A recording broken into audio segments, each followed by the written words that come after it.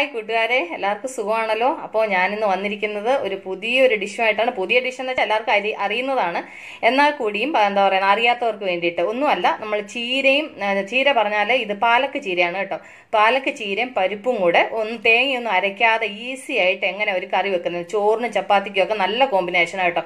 അപ്പോൾ നമുക്കത് എങ്ങനെ ഉണ്ടാക്കുന്നതെന്ന് നോക്കാം. ഉണ്ടാക്കുന്നതിന് വേണ്ടുന്ന സാധനങ്ങൾ എന്താണെന്നുള്ളത് നോക്കാം. അതിന് മുമ്പായിട്ട് ആദ്യമായിട്ടാണ് എൻ്റെ കൂട്ടുകാരൻ്റെ ഈ ചാനൽ കാണുന്നതെന്നുണ്ടെന്നുണ്ടെങ്കിൽ എൻ്റെ വീഡിയോ കാണുന്നെങ്കിൽ എല്ലാവരും എൻ്റെ വീഡിയോ എൻ്റെ ചാനൽ സബ്സ്ക്രൈബ് ചെയ്യണം കേട്ടോ.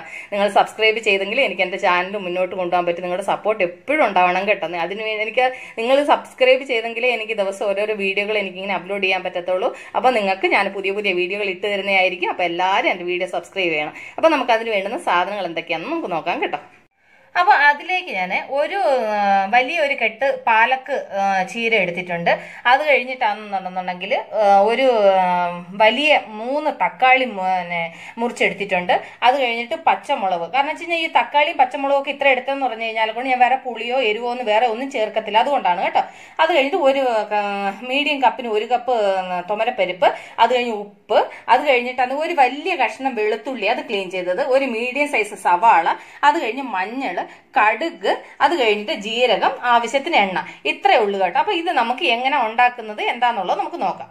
അപ്പൊ ഞാൻ കുക്കർ എടുത്ത് അതിലേക്ക് കഴുകി ക്ലീൻ ചെയ്ത് അരിഞ്ഞു വെച്ചേക്കുന്ന നമ്മളുടെ പാലക്ക് ചീര ഇട്ട് കൊടുക്കാം. ഓക്കെ, എന്നിട്ട് അതിലേക്കാണെന്നുണ്ടെങ്കിൽ എടുത്തു വെച്ചേക്കുന്ന തൊമര ഇട്ട് കൊടുക്കാം. അതിലേക്ക് നമുക്ക് എടുത്തു വെച്ചേക്കുന്ന തക്കാളി ഇട്ടു കൊടുക്കും. തക്കാളി ഞാൻ വലുതായിട്ട് അരിഞ്ഞിട്ടേക്കുന്ന കേട്ടോ, കാരണം ഇതങ്ങ് വെന്ത് ഉടയും എല്ലാം കേട്ടോ. അതുപോലെ തന്നെ അതിന്റെ കൂടെ പച്ചമുളകും അതുപോലെ തന്നെ ഞാൻ കീറിയിട്ടില്ല, അത് വെന്ത് അതിന്റെ കൂടെ ഉടയാൻ വേണ്ടി അങ്ങനെ ഇട്ടേക്കുന്നത് കേട്ടോ. അത് കഴിഞ്ഞിട്ട് വെളുത്തുള്ളി, അതും എന്താ പറയുന്നത്, അത് കഴിഞ്ഞിട്ട് സവാള, എന്നിട്ട് അതിലേക്ക് ഒരു 1/2 ടീസ്പൂണ് മഞ്ഞൾ, അത് കഴിഞ്ഞിട്ട് ആവശ്യത്തിന് ഉപ്പ്. ഇത്രേ ഉള്ളൂ. എന്നിട്ട് ഇതിലേക്ക് വെള്ളം ഒഴിക്കണം. വെള്ളം എന്ന് പറയുന്നത് ഇത് എന്താ പറയുന്നത്, ഒരു 1/4 ഭാഗത്തോളം വെള്ളം മതി. 1/4 വേണ്ട, 1/2 ഭാഗത്തോളം വെള്ളം മതി. കാരണം വെച്ച് കഴിഞ്ഞാൽ എന്തോന്നറിയാമോ, ഇത് കണ്ടോ ഞാനൊന്ന് പ്രസ് ചെയ്യുമ്പോഴും നമുക്ക് വെള്ളം കാണാൻ പറ്റുന്നില്ല. കാരണം എന്ന് വെച്ച് കഴിഞ്ഞാൽ കൊണ്ട് വെള്ളം ഇച്ചിരി താന്നാണ് നിൽക്കുന്നത്. കാരണം ഇത് വേവുമ്പോൾ ഉണ്ടല്ലോ ഈ ചീരക്കകത്തു നിന്നെല്ലാം വെള്ളം ഇറങ്ങും. അത് കഴിഞ്ഞിട്ട് പിന്നെ ഈ കറി എന്ന് പറയുന്നത് ഒരുപാട് വെള്ളം പോലായ കൊള്ളത്തില്ല. അതുകൊണ്ട് വെള്ളത്തിന്റെ കണക്കെന്ന് പറയുന്നത് നമുക്ക് നമ്മുടെ ഇത്രയും കൈക്ക് താഴായിട്ട് വേണം ഈ വെള്ളം ഇതിനകത്ത് നിൽക്കാൻ. അത് കാരണം നിങ്ങൾക്ക് അറിയാത്തത് കൊണ്ടാണ് ഞാൻ ഇത്ര ക്ലിയർ ആയിട്ട് പറയുന്നത് കേട്ടോ.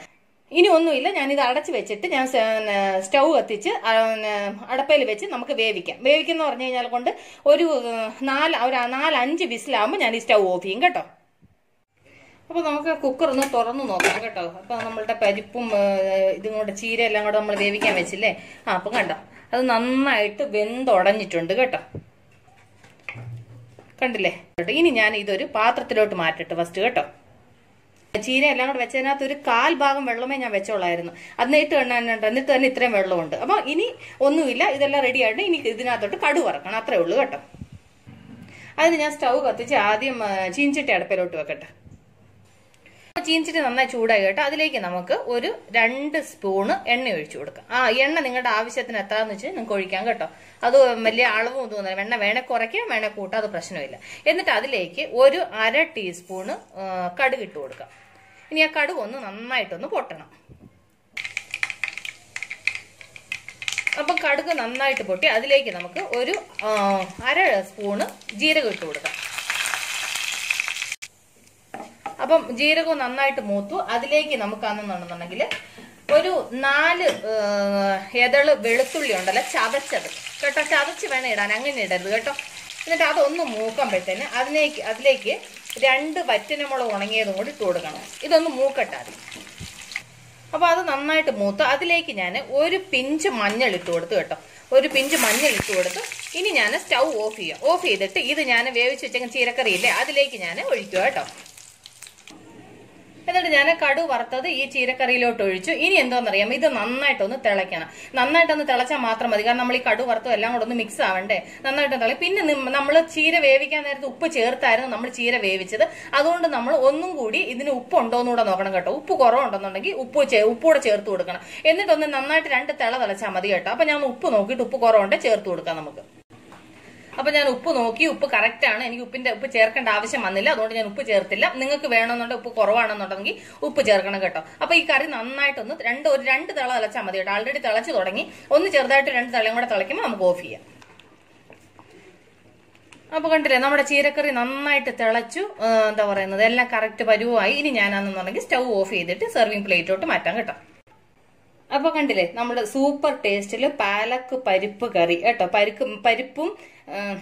പരിപ്പും പാലക്കും കൂടി ഇട്ട് കറി വെച്ചതാണ് കേട്ടോ. ഇത് ചപ്പാത്തിയുടെ കൂടെയും ചോറിന്റെ കൂടെയൊക്കെ നല്ല ഒരു എന്താ പറയുന്നത് ഒരു കറിയാണ്. അപ്പൊ എല്ലാവരും ഇത് ട്രൈ ചെയ്ത് നോക്കണം. എല്ലാവർക്കും ഇഷ്ടപ്പെടും എന്ന് വെച്ചാൽ കുഞ്ഞുങ്ങൾക്ക് ഒരുപാട് ഇഷ്ടപ്പെടും. കാരണം മക്കൾ ഇത് ചീരക്കറി ഒന്നും കൂട്ടാത്ത മക്കൾക്ക് ഇങ്ങനെ വെച്ച് കൊടുത്തു കഴിഞ്ഞാൽ അവർ ഒരുപാട് ഇഷ്ടപ്പെടും കേട്ടോ. അപ്പോൾ എല്ലാവരും ഇത് ഉണ്ടാക്കി നോക്കണം. അത് കഴിഞ്ഞ നിങ്ങൾക്ക് ഇഷ്ടപ്പെട്ടില്ല എന്നുള്ളതിന്റെ കമന്റ് പറയണം. അതുപോലെ തന്നെ നിങ്ങൾക്ക് ഇഷ്ടമായെങ്കിൽ ലൈക്ക് അടിക്കണം.